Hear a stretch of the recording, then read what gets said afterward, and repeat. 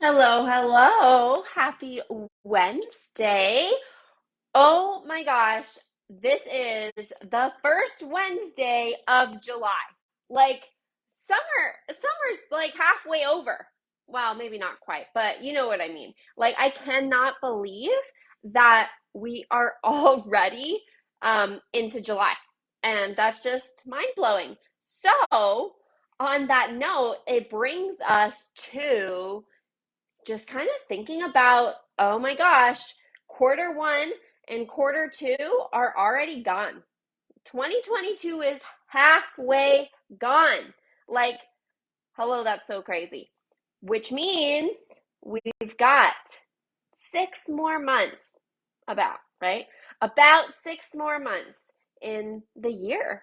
And so I asked yesterday what your goals are for the rest of 2022. Because if we like it or not, we only have half a year left. So I wanted to take today as an opportunity to dive a little bit deeper. We've talked about goal setting before. So if you want a more, kind of go back and watch a more in-depth review of different goal setting tactics, go to the guide section, find the goal setting one. Today, I want us together to specifically think about your next 2 quarters or the next half of the year, or we can just go Q3 if that's an easier way to manage it, right? We don't want to get too ahead of ourselves.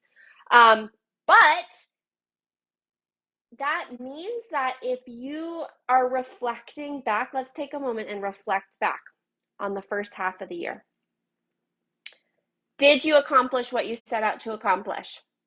This might be kind of hard to think about, right? Like being completely honest with yourself. Did you reach the goals that you wanted to reach? And if you didn't, why didn't you?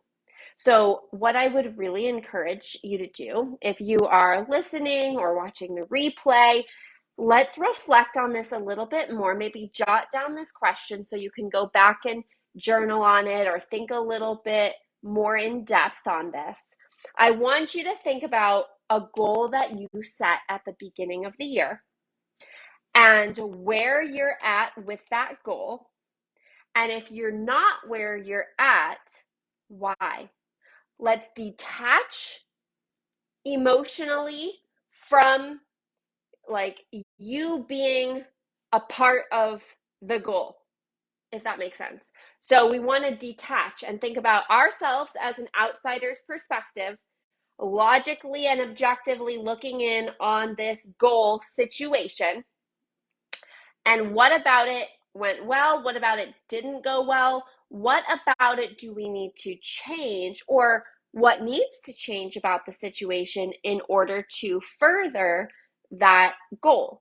So when we kind of detach emotionally and remove ourselves from being so intertwined with that situation or goal, it can help us think a little bit more logically, a little bit more objectively about that situation. So, an example of this is, and it goes back to negative self talk that I talk about a lot, both on here sometimes, but also on Instagram, if you haven't looked at that. So, what we want to do is if you're hearing this sort of language or thoughts being in your head of, oh my gosh, I'm such a failure because I wanted to lose 50 pounds by June and I haven't done it yet. And I'm so dumb and I can't ever stick to anything. You see how it's just like you're so engulfed in your morality is tightly connected to the goal or the situation or the lack of progress. So instead, we want to, like I said, detach and remove yourself from that situation and we can think about it more logically and objectively. So, okay, this was the goal. The goal was we're just going to go, I don't know where, 50 pounds is a lot in 6 months. But anyway, So we're looking at this goal. Okay, the goal was 50 pounds lost by June. So what has gone well in this situation? Well, I have lost 20 pounds. All right, so that is something that went well and that I should celebrate and be proud about. What didn't go well? Okay, well, logically thinking through, I can identify that maybe I'm not moving as much as I set out to, and that could be a contributing factor. Maybe I set a little bit too unrealistic of a goal, and that could be a factor. Maybe, oh, I know that I went on vacation and instead of getting back on track as soon as I got home, I allowed it to turn into 2 or 3 weeks of overindulging.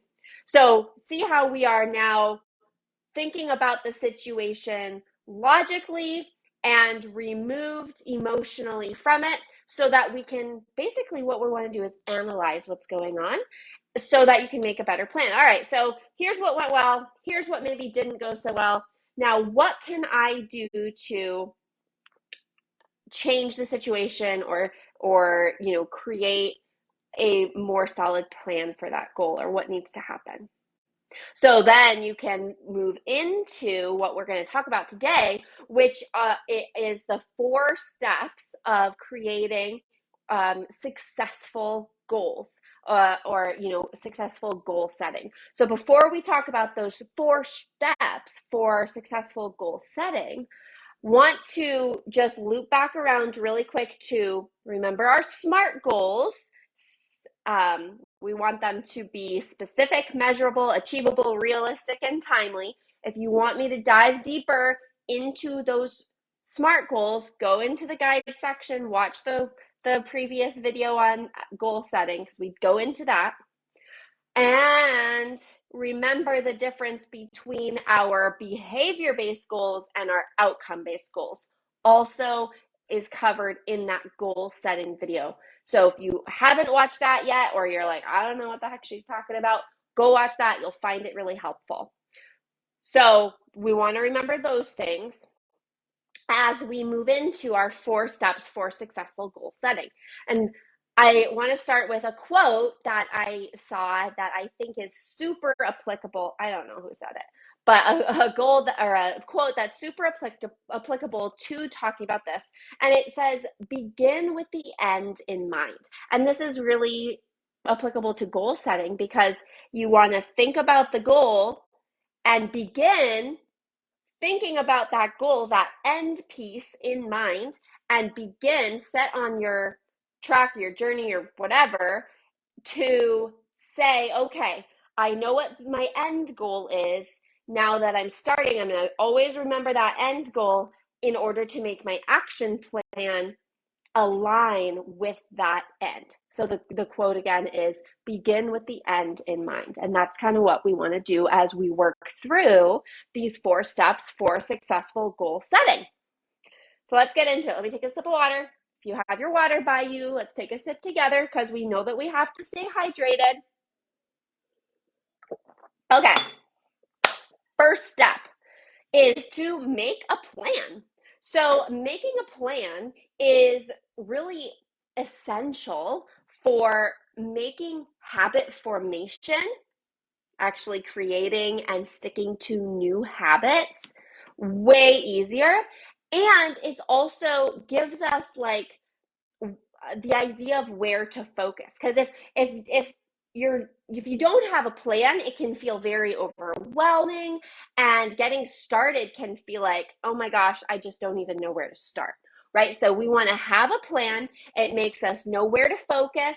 It makes that habit formation easier, and it helps us actually implement an action plan or implement our actions. So if we begin with the end in mind, we want to start with a plan as our step number 1. Okay, maybe the goal is to all right, so if we're going back, sorry, I'm just like kind of organizing my thoughts. If we go back to the difference between a SMART goal and a vague goal, let's say our vague goal is I want to eat healthier to lose weight. Okay, we want to turn that into our behavior goal. Okay, we can kind of break that down to behavior goal is eat healthier, so we need to make more smart goals align with that. And our outcome goal is to lose weight. So we know that when we focus on the behavior goal, it helps to produce the outcome. But we don't want to focus so much on the outcome goal that we lose sight of the behavior goals that get us there. So we've got our behavior goal of eat healthier, but that's too vague. We need to make it a SMART goal. So maybe you can reflect. If you need help with this, of course, like, let me know and I can help you. But reflecting on, okay, I know that I don't eat any vegetables. So that would be that's where I want to start. Okay, so now I want to eat more vegetables, turn it into a SMART goal. I'm going to eat at least 2 servings of vegetables every day, one with lunch and one with dinner. Okay, so now we have a SMART goal. Now we need to make a plan for that goal. So the plan might be, okay, on Sundays, I'm going to go to the grocery store, buy enough vegetables to have them throughout the week. And when I get home, I'm going to wash and chop and prep up my vegetables so that they're more convenient to grab for snacks, more easy to add to my lunches or make a salad or add to my eggs or whatever. And maybe even batch cook or meal prep a portion of vegetables so that there are some already cooked and ready to go. So we have our SMART goal, and now we have our plan of how to actually implement that goal. Okay, so our 4 steps. Step number 1, make a plan. Step number 2 is to explore resources. I think that we live in a society that expects us to figure it out on our own, and that it's kind of a sign of weakness if we ask for help. Now, I do think that this is changing, and in all different areas, right? With mental health, with physical health, with workplace, whatever. Asking for help is not a sign of weakness, but it also goes along with exploring your different resources. You're not expected to know how to freaking do it all on your own, right? We're not kind of taught these things. So step number 2 is to explore your resources. Acknowledge where there are gaps in your own understanding and your own information, and educate yourself on how to fill in those gaps. So maybe if we're going back with our example of eating the vegetables, exploring the resources might be, okay, well, I don't actually really know very many, like how to cook vegetables. So I'm going to explore my resources, find new recipes to try. Maybe that also means joining a Facebook group that is, heavy on increasing your vegetable intake, or maybe that even means watching the large library of videos that Zoë Schroeder Nutrition Coaching Group has in their guide section, because we have one on vegetable intake. So going with this specific example, tapping into your resources, because we live in like an information overload, abundant world, right? There, information is there. You can explore your resources and fill in those knowledge gaps where you identify them being, because you don't have to figure it out on your own, right? Use your resources. Step number 3 is to be accountable. We know that accountability is the key to success. I like to say accountability is what bridges the gap between knowing what to do and actually doing it, right? Like a lot of times we know what we have to do, it's just a matter of doing it, but accountability is what bridges that gap. So whether that means you have a coach, whether that means you are accountable to an accountability buddy or a friend that you text, whether that you're accountable to yourself by checking off a calendar or a list, or check boxes of your goals that you've set, whether that's accountable to a group, a supporting community, this place, um, there are so many ways that you can have accountability. I think we actually have a video on accountability. I can't remember. I've done so many. If there is one, go watch it. But so there are so many different ways to be accountable, right? But the important thing is to find what method of accountability helps you the most, because it might be different for everybody, right? Like some people might really enjoy checking in with their friend and saying, "Oop, I worked out," or we want continuity of example, Zoe, so get with the program. We're going to go with the vegetable example. Maybe that means snapping a picture and sending it to your accountability buddy whenever you eat your vegetables. Or maybe that's posting in this group a really fun, cool way that you tried out some new vegetables and you really enjoyed it and you want to share it, but that also holds you accountable. Okay, so find what helps you remain accountable, because it truly is the key to success for the long term too, right? You don't have to, like we talked about with your exploring your resources, you don't have to figure it out on your own, and you don't have to go at it on your own either, because you have resources and you have people that you can and communities that you can be accountable to. Okay, all right, so step number 4 in our 4 steps to successful goal setting is to use rewards or feedback. So we have to be careful, because this is maybe previously in a relationship with yourself or your body or your food habits. Maybe the reward system turned into an unhealthy behavior if you used food as a reward, or if you were raised in a household that used food as a reward, right? Like, if you're good, we can go get ice cream. I think so many families experience this, but that can translate into adulthood into still using food as a reward. So we don't want to do that. We want to figure out other ways to give yourself a reward or have that additional feedback so you continue wanting to work on those goals. So maybe an example of using a reward using a reward to help you along with your goals might be going and getting your toes done, or maybe that's going and picking out a cute new workout outfit, or maybe that means making time for you by taking a bubble bath without the kids screaming around, and reading your favorite novel. Whatever you can, and if you need help trying to figure it out, or you want to spitball some different ideas, comment on the video what you would like to use or what you think would be helpful for you to use as a reward for yourself. So those are just some examples, and I really am excited about you guys implementing these 4 steps to successful goal setting. If you need a recap on the SMART goals and the behavior goals and the outcome goals and all that good stuff, go watch those videos like I said.